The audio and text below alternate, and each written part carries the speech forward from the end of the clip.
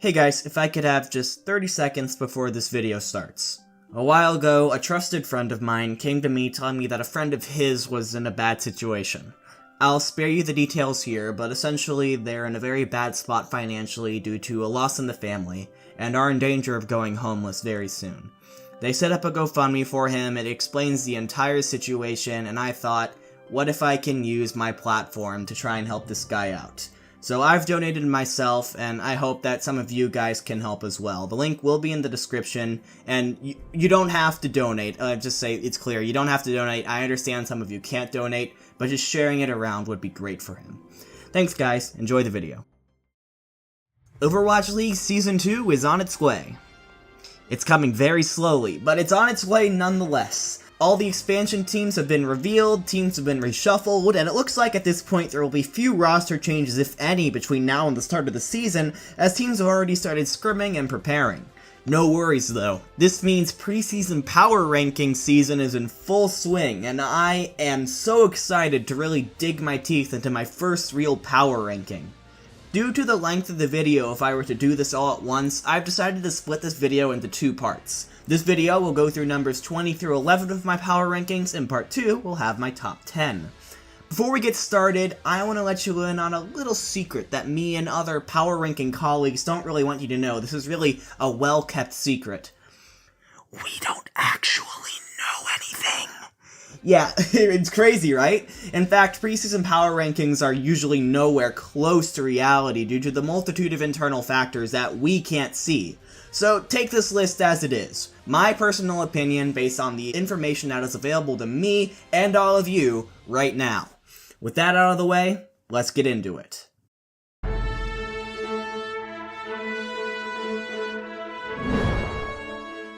It didn't take very long for the Washington Justice to fall under a lot of controversy. Before the team had even revealed anything about itself, Michael released a video accusing Kate, the general manager of the team, of promising former Shock analyst Harsha a job with the team, only to withdraw the offer after Harsha left his job at the Shock. While there's no conclusive evidence as to what happened, Harsha's reaction to the team branding seems to suggest that something happened at least. So this was months ago, why do I mention it now? Because it suggests that the Justice are already dealing with or have dealt with some significant internal issues. Which, yeah, it's not the way you want to start your Overwatch League team. As far as the team itself, it's not like the Washington Justice have no potential. In fact, I'd say they actually have more potential than some other teams. Bringing on proven Overwatch League talents like Jonas and Otto is great, as well as the coaching potential of Wizard Young, who has often been credited for the NYXL's success in Season 1. However, the rest of the roster is kind of iffy. Now, players like Corey and Phasix and Stratus have found success in Contenders North America, so they will likely be assets. However, some players on the Korean side are questionable, such as Sansam, who is only really played for a bottom-feeding Meta Athena team, and Guido, who, while he has found success with Lunatic High, and I'm glad to see he found a way back into the league, he was just a backup on a very disappointing Seoul Dynasty team last season. Personally, I'm having trouble believing that Janice and Otto will be able to pull their team out of the bottom. Janice was the backup to Mono and was often less impressive, while Otto was simply the beneficiary of being arguably the best player on the worst team in the league. All of this, coupled with signs of internal struggles to start off, is why the Justice are at the bottom of my list.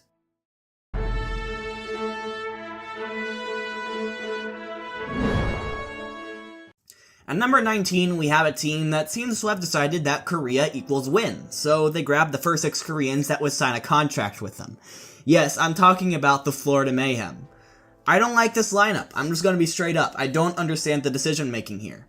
Yes, after an 11th place finish last season, a rebuild is definitely necessary, but I just don't see how this is significantly better, or how this is going to be the lineup that wins the Mayhem a championship. I will say that I like their support line a lot more. Hagapun has had flashes of brilliance on the Spitfire, and he is familiar with the organization with his time on Mayhem Academy.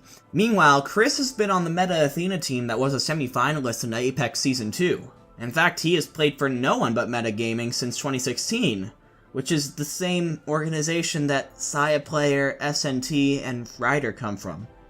Huh. Part of me wonders whether this pickup was to keep them happy. Like, seriously, is his team owned by misfits or metagaming? But I digress. The rest of the team has an alright Contenders North America main tank, a DPS who hasn't played in half a year due to boosting allegations, an off tank who is apparently really good in scrims but is never impressed on stage, and inexplicably, to Vic.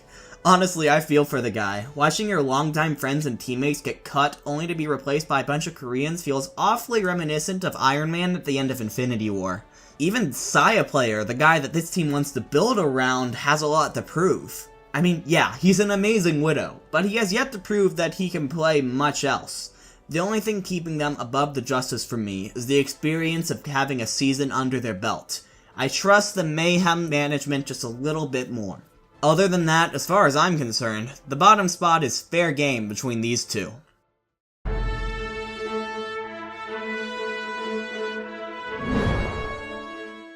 This team rounds out the trio that I personally believe could finish in last place overall this season. Why do I think this team could be last? Well, this is the organization that watched the Shanghai Dragons last year. They watched how they built their roster, and of course they watched their constant ineptitude, and thought, yeah, this is good. This is a good strategy.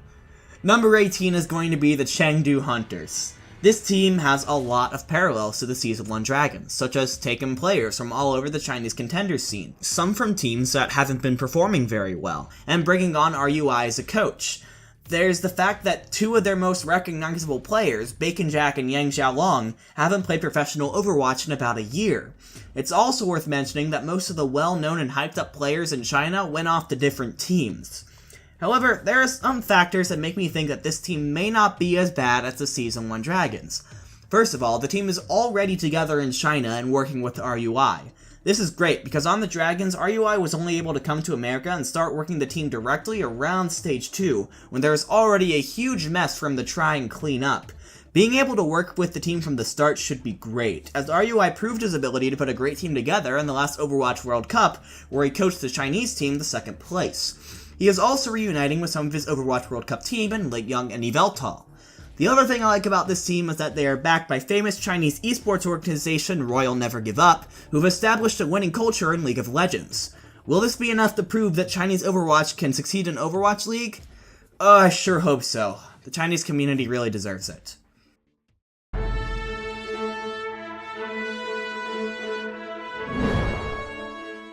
Number 17 is a team that had a lot of success in Season 1. They got further than anyone would expect them to make it. They looked around at their success, their talented core, and decided to blow it all up. Number 17 is the Boston Uprising. Gosh, what a ridiculous offseason it's been for this team. With all the drama and accusations surrounding Huck coupled with the Toronto esports drama, it seems like this team hasn't really had a break in a while. Popular players like Striker, Neko, and Mistakes are off the team, and they have not said very nice things since they've left. Replacing them are unproven contenders players from their own North American team. The Uprising have also been reaching into untapped regions more than anyone else this offseason, picking up Color Hex from Australia and Alamau from South America. While all of these players have found success in contenders of the Overwatch World Cup, the Overwatch League stage is a whole different beast, and I'm not sure if the Uprising have the talent to stand up. So why aren't they at the bottom? Because that's exactly what people were saying about the Uprising last year. I'm giving this team a massive benefit of the doubt by putting them up this high. Let's hope they can prove us wrong yet again.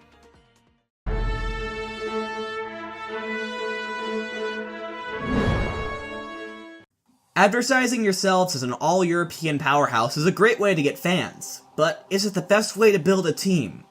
I don't know. Number 16 on this list is the Paris Eternal. Alright, put down your pitchforks. Soon and Shadowburn are both incredible players, and I'm not going to take that away from them. My main issue with this team is the lack of a unified core, which means they need to build synergy up from scratch. There's also the fact that a lot of these players come from underachieving teams, like Danye with the Copenhagen Flames or Gray with GGEA. This team definitely has a lot going for them. I can easily see them competing for a playoff spot. But I just can't help but see a Dragons but European kind of thing happening here. On the other hand, I can also see this team becoming this season's Fusion. It all comes down to the way this team handles their players. So who's coaching the team again? Oh. Great.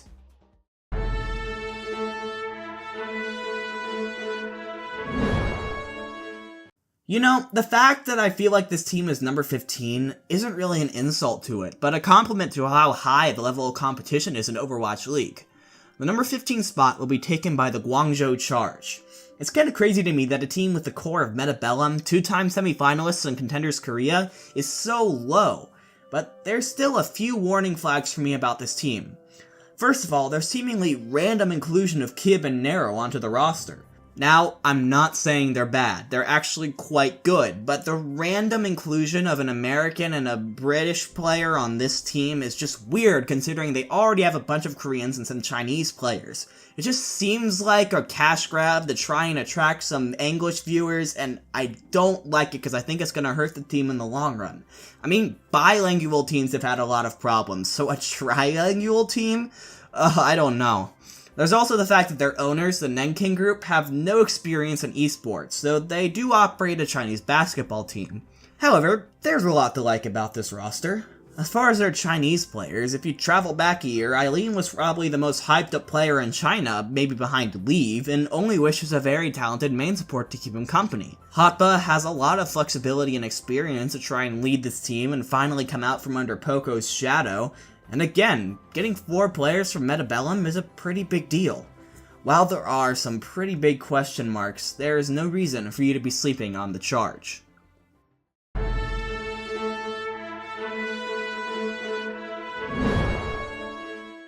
The Toronto Defiant are a team with a lot of potential.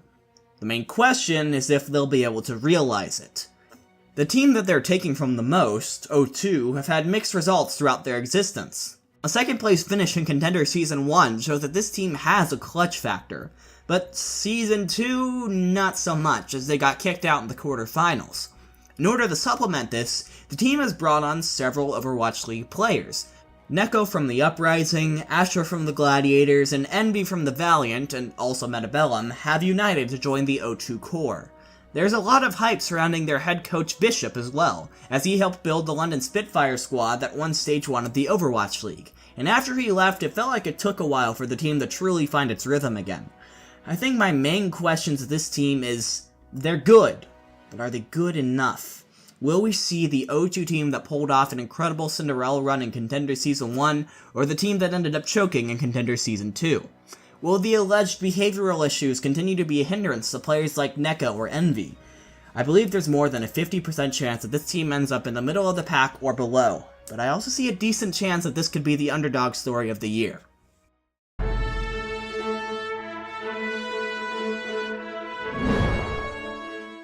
At number 13, I had to put down the Shanghai Dragons. Something kept me from allowing myself to put them any higher this year, and for a while, I didn't know why. I mean, they're coming into Overwatch League Season 2 with a whole new look.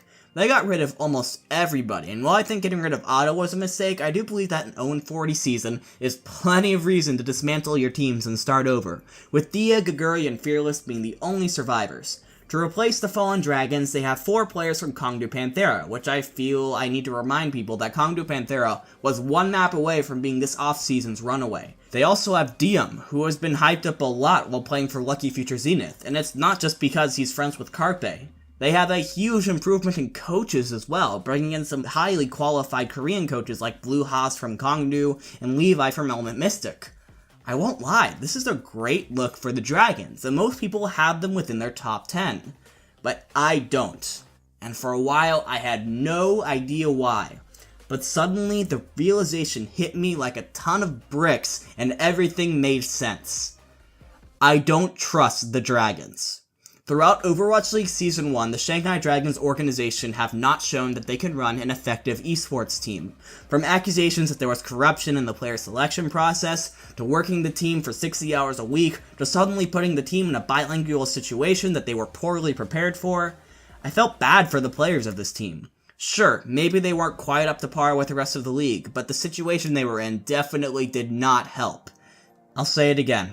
Even with how good things look, I don't trust the Dragons, and I can't justify putting them any higher until they put some wins on the board.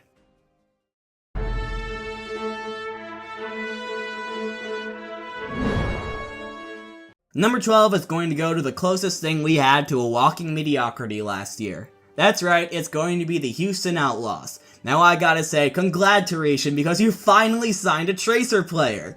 Too bad you waited until Tracer was just about useless in the meta. Either way, grabbing Dante from the Shock is a fantastic way to fill the gaping hole this team had at Tracer and Sombra, so honestly congrats. They also finally cut Mendo, putting him exactly where he should be as an affiliated streamer.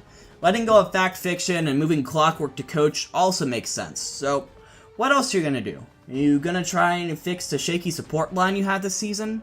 Maybe get a new main tank to train under Muma? No? You're going to do nothing else. Okay, this is my biggest problem with the Outlaws. They're too complacent. They think they're the best in the world and don't need to make many changes when everyone else thinks otherwise. To be fair, Muma, Coolmat, and Spree are super scary in a tank meta, but do you guys really think the meta is going to stay the same all season? The Outlaws improved in the off-season, but compared to other teams, they didn't improve enough. It's looking like the Outlaws will be a middle-of-the-road team once again, maybe even worse. And if they are, they will only have themselves to blame.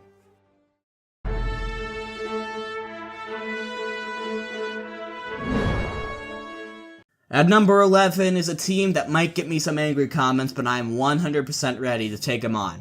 We're going across the state, as number 11 on my power rankings are the Fuel. Now, the Fuel's turnaround from absolute joke to playoff qualifier in Stage 4 was incredible, and I have to give major props to the staff and players of the Fuel for being able to turn it around. However, I still really do believe that the Fuel benefited a lot from a meta that covered up their holes, and a few players coming out as beasts on certain heroes, like Mickey on Brigida and Seagull on Diva. Now that other teams have had time to catch up, and Seagull has flown the coop, what's left isn't super promising. Now in the off-season, the Fuel signed Closer, who is kind of the 7th wheel on the Spitfire. I am concerned about this because if they replace Harry Hook, that means the Fuel have a bilingual backline, but Closer's talent cannot be denied. As far as the other areas, most agree that the Fuel's biggest holes at the end of the season were off-tank and flex DPS. For off-tank, the team signed RCK, who has been great playing for Gigante. I think he's a great pickup. But for flex DPS, they got Zachary. Now, I'm not saying Zachary can't have a big hero pool, but in Contenders he was best known for his Tracer and his Widowmaker on Fusion University, while Who Are You did most of the flexing. With all signs pointing to Effect coming back this season, that means this team has 4 DPS players, and all of them are best known for their hit scan. That concerns me a lot. Now, Stage 4 is telling me to just trust our Lord and Savior Arrow, and the Fuel could easily make the playoffs this year. But as of right now, I see the puzzle pieces, but I don't quite see how they fit together, landing the Fuel right in the middle of my power rankings. And that's going to do it for this video.